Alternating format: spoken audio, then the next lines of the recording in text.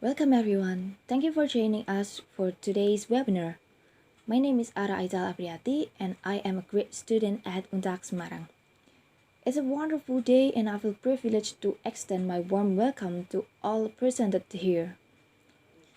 Welcome everyone to the Mental Healthiness to be Happiness National Webinar.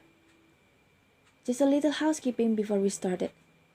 If you have any questions during the presentation, please type them into the chat box. I'll be bringing them up during the presentation if necessary, or we will also have time for questions at the end. To keep the quality of sound functional during the meeting, please mute yourself when you are not sharing. I may also mute this room if necessary, but please remember to unmute when you wish to share. Now, without further ado, we will turn the time over to Dr. Hari Saptadi Ismanto, Magister Degree of Consultants. Our presenter today is the head of the counseling program at UPGRIS. Over to you, sir. Well, everyone, did you know that everyone has mental health problems?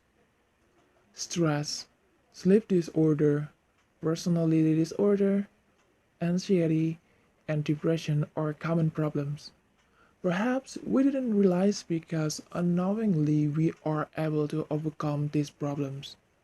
Some of us might be unable to overcome it and makes these problems become more seriously. In this webinar, I am Dr. Saptadi Ismanto, or you can call me Sir Ismanto. I will give you some tips for improving your mental health. First, focus on positive. Think about family, friends, and treatment members who are supporting us in our recovery journey.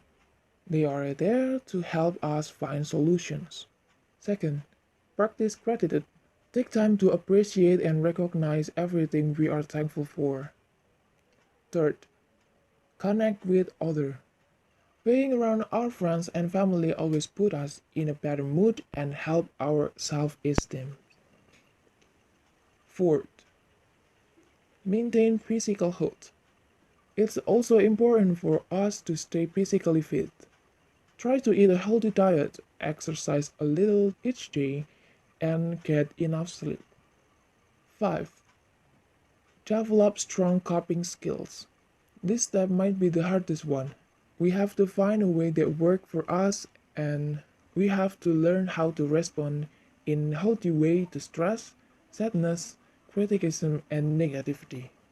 6. Get professional help. Get professional help when it's necessary. We learn to recognize the signs and symptoms that we know were warning signs that is not doing too well. It's better to reach out for help sooner rather than later. Try these tips one by one. You will find some tips work better for you than others. Talk with your doctor and find your strategies that work for you. That's all. Thank you. Thank you, sir, for giving your valuable insight on mental healthiness to be happiness.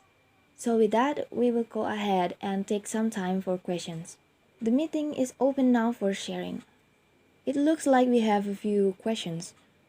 Brendan asks what things can affect mental health. Lots of things can affect mental health. For example, childhood abuse, trauma, social isolation, loneliness, severe or long-term stress, social disadvantage, experiencing discrimination and stigma, etc. I hope this answers your question. It looks like we've covered all of our questions. Sir Ismanto, is there anything else you wanted to cover before wrap up? No, it's enough. Alright.